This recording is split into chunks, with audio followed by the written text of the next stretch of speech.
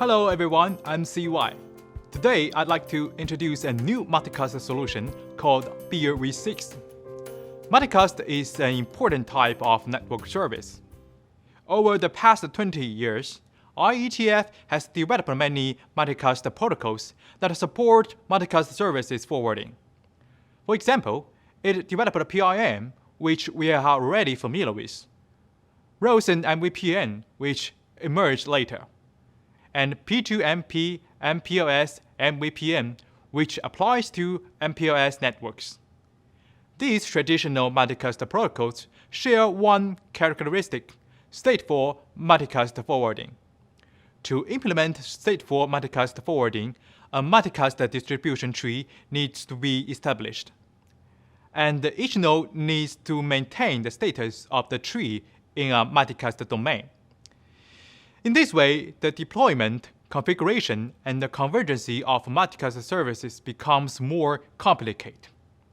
And then IETF proposed a new multicast technology, BIERv. BIERv introduced the concept of bitstring. With the bitstring, BIERv allows stateless multicast forwarding to be performed in a multicast domain. A multicast domain contains ingress nodes, transit node, and egress nodes. In BIERv, one bit in the bitstring is allocated to each egress node to identify itself. For example, this figure shows 4 egress nodes, A, B, C, and D. Each of these nodes is allocated in 1 bit. Totally, there are 4 bits in this bitstring.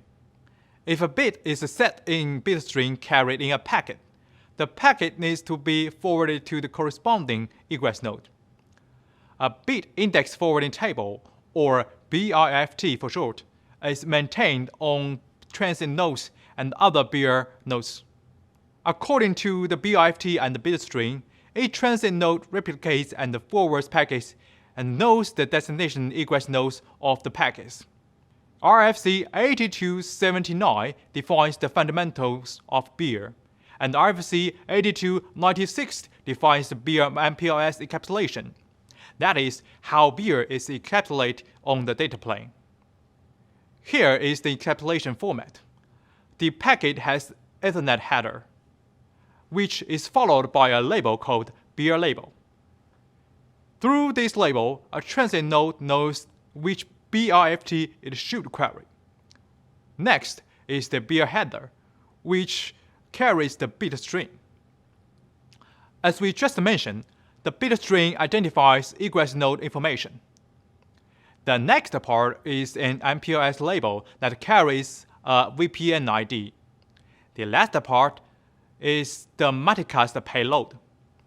This is the MPLS BIERv encapsulation format defined in RFC 8296.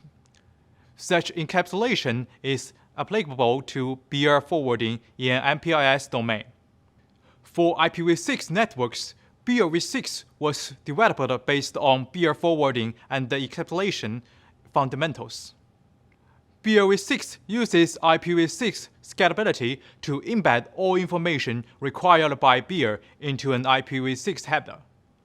Specifically, a BIERv extension header called IPv6 DOH, which is short for Destination Options Header, is used to carry a non-MPLS BIERv header. The bit string is carried in the BIERv header. The destination address or DA field of IPv6 packet is a unicast IPv6 address specially allocated for BIERv6, and it is used to indicate a BIERv6 operation. The source address or IC field is an IPv6 address that carries a VPN ID. In this way, all BIERv information can be embedded in the IPv6 header. So, what benefits does BIERv6 offer?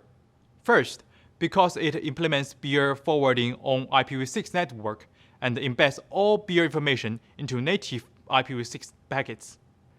BIERv6 can use all existing IPv6 extension headers and functions, such as packet fragmentation and packet encryption, including IPsec. Second, Because the DA field is a unicast IPv6 address, it allows services to be transmitted across the network, even if they traverse some non-BIERv IPv6 nodes. This means that we do not need to abrogate the entire network if we want to use BIERv6, making its deployment much easier. Last but not the least, because BIERv6 does not have MPLS labels, similar to SRv6, interdomain deployment is simple. BIERv6 not only inherits the advantages of BIERv, which is the bitstream-based stateless forwarding, but also inherits the advantages of IPv6.